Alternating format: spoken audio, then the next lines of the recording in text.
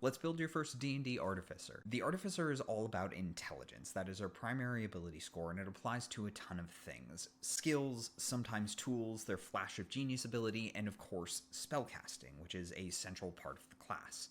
What you do with your other ability scores is really going to depend on your subclass. So let's look at your subclass and make sure you know what you're going to do.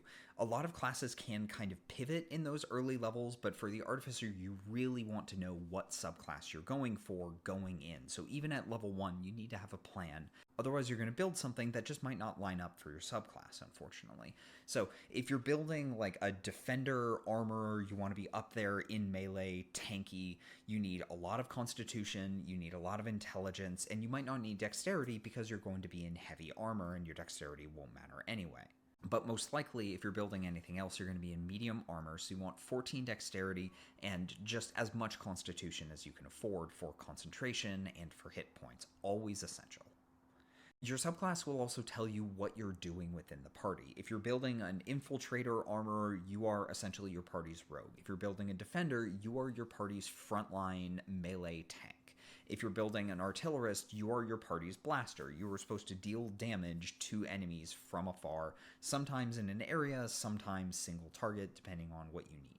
If you're building an alchemist, you are a support character. You are there to buff your party and yourself and keep everybody healed and alive. Very important and a ton of fun to play.